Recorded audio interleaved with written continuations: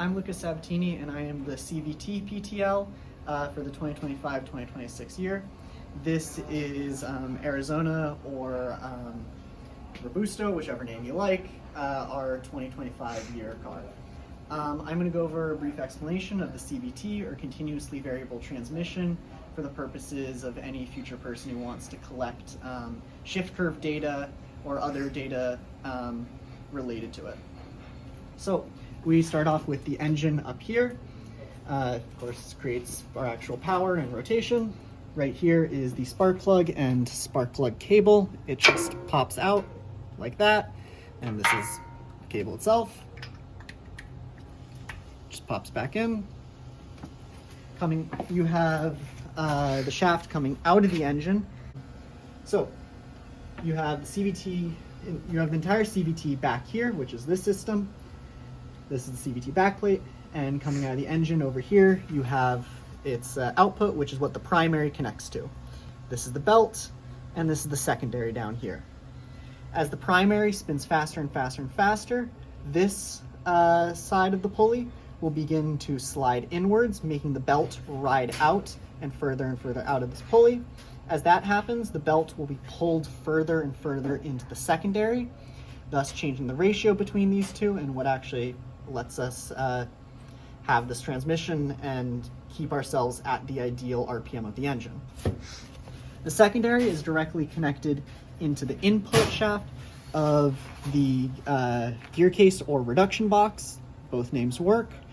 Attached to the gear case is the brakes, which includes the brake calipers and brake rotor.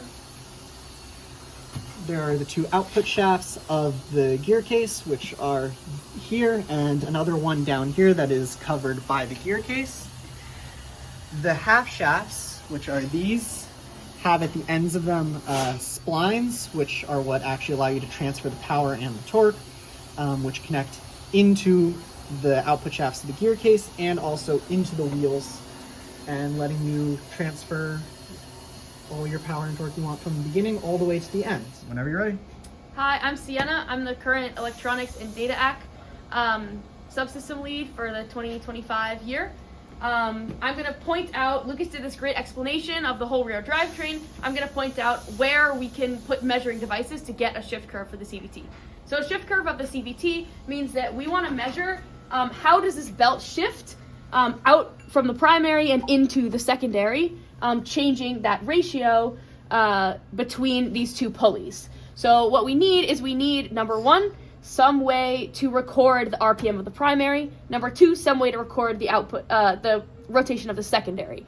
I'll also just say the rotation of the primary is directly connected to the engine. So anything from the engine all the way to the primary, any of this rotation is going to measure the same thing, RPM of the primary.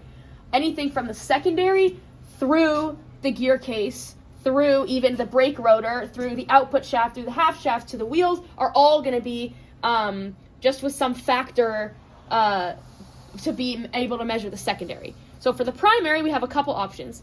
Lucas pointed out the spark plug cable. Whenever this turns, a spark runs through this cable to turn the wheels inside the engine. We can put some kind of clamp on there with a coil in it that can read when the spark goes through and record that, how often it's sparking. We can also, there's somewhere on the engine, there's a flywheel on the inside of the engine. If we can stick a Hall effect sensor into the engine, we can measure the rotation of that flywheel and get the RPM of the engine. We can also use a Hall effect sensor, a laser tachometer, or some other different ways, directly looking at the primary to measure the RPM of the primary. So that's all for before the primary. Secondary and after, same idea. We can measure directly from the secondary, but we can also measure something on the brake disc. We could measure the output shaft, which is probably what we're going to do. We could measure something on the half shafts. So we've got kind of more options here. Where we're at currently is we're probably going to do the inside of the engine flywheel thing, and we're going to do the on the output shaft Hall effect sensor that's going to point like that. So those are kind of our options. All right, now we're going to start the car and show it running through. You can cut it out.